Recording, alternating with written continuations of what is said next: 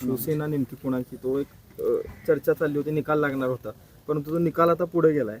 पण या सगळ्यावर संजय राऊत यांनी टीका केलेल्या आहेत की हा पक्ष विलीन करावा लागेल, मग तो भाजपमध्ये किंवा प्रहारला. शिवसेना कुणाची याचं उत्तर महाराष्ट्रातल्या जनतेने दिलेलं आहे. आम्ही 40 आमदार होतो, आज 60 आमदार लोकांनी निवडून दिलेत. त्यामुळे जनतेच्या दरबारामध्ये शिवसेना कुणाची याचं उत्तर महाराष्ट्राला मिळालेलं आहे. आता राहिली ती बाजू न्यायालयाची.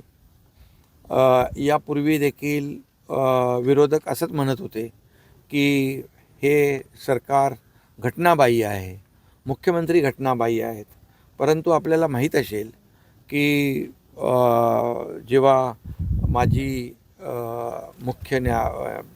आपले सर्वोच्च न्यायालयाचे मुख्य न्यायाधीश चंद्रचूड साहेबांनी त्यांच्या जजमेंटमध्ये जजमेंट देताना म्हटलेलं आहे की सरकार संविधानाने आणि घटनेने दिलेल्या नियमाप्रमाणे फॉर्म केलेलं आहे. सरकार घटनाबाह्य नाही आणि हे पूर्वीच्या ह्याच्यामध्ये आलेलं आहे. परंतु हे काय दररोज जे पूर्वी म्हणत होते घटनाबाह्य आहे, मुख्यमंत्री घटनाबाह्य सरकार, ही आता पुन्हा ती रिपीट कॅसेडी आहे ती ते वाजवत आहेत. पण मी आपल्याला सांगतो की लोकशाहीमध्ये बहुमताला महत्त्व असतं. आज जर पाहिलं तर 57 आणि 3 60 आमदार बाळासाहेबांचे विचार घेऊन आम्ही धनुष्यबाण घेऊन ही निवडणूक लढवली आणि 60 आमदार लोकांनी निवडून दिले आणि जे आमच्यावर घटनाबाह्य म्हणणारे त्यांचे 20 आमदार निवडून आलेत. संपूर्ण महाराष्ट्रामध्ये झालेल्या विधानसभेच्या निवडणुकींमध्ये शिवसेना सेकंड लार्जेस्ट पार्टी आहे.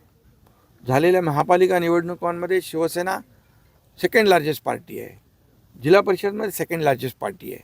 झालेल्या नगर परिषदामध्ये सेकंड लार्जेस्ट पार्टी आहे. त्यामुळे लोकांनी शिवसेना कुणाची याचं उत्तर दिलेलं आहे. आता मी एवढंच सांगतो की त्यांच्या बाजूने निकाल लागला की ते कोर्टाला खूप चांगलं म्हणतात, त्यांच्या विरोधात निकाल लागला की कोर्टालाही मार्गदर्शन करतात, कोर्टावरही आरोप करतात, शिव्या देतात, निवडणूक आयोगालाही शिव्या देतात. ही त्यांची जी काही वृत्ती आहे ही त्यांची या सगळ्या आता सुनावणी जी सुरू आहे त्यामधून दिसून येते. त्यामुळे आम्ही काय त्याच्याकडे लक्ष देत नाही. आम्हाला न्यायालयावर विश्वास आहे आणि जो न्याय आहे तो न्याय ज्याच्याकडे मेजॉरिटी असते. आता आणि बरं दुसरी गोष्ट, डिस्क्वालिफिकेशन जे म्हणतात त्याचा टेन्युअर पण संपला आहे आमदारांचा.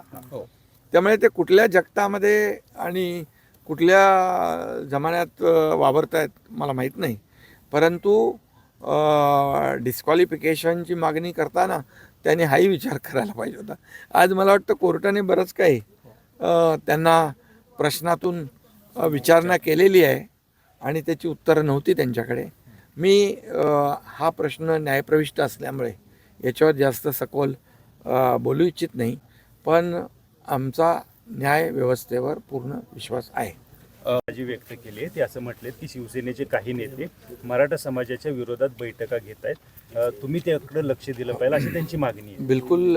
याच्यामध्ये आमचे मंत्री उदय सामंत, मनोज जरांगे पाटील यांच्याशी त्यांनी चर्चा केली. मला उदय सामंत यांचा फोन आला होता आणि त्यांनी सांगितलं की मी जेव्हा मुख्यमंत्री होतो त्यावेळेस मराठा समाजासाठी 10% आरक्षणाचा निर्णय आपण घेतला. कुणबी प्रमाणपत्र मिळत नव्हती, ती मिळवू लागली.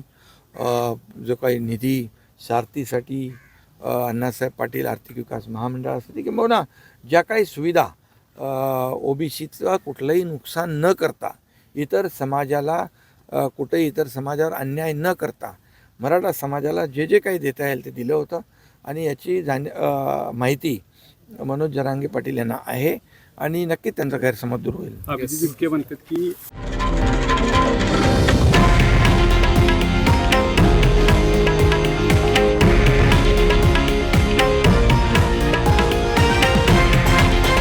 हे आहे देशातील नंबर 1 न्यूज नेटवर्क आणि आपण पाहत आहात TV9 मराठी, एकमेव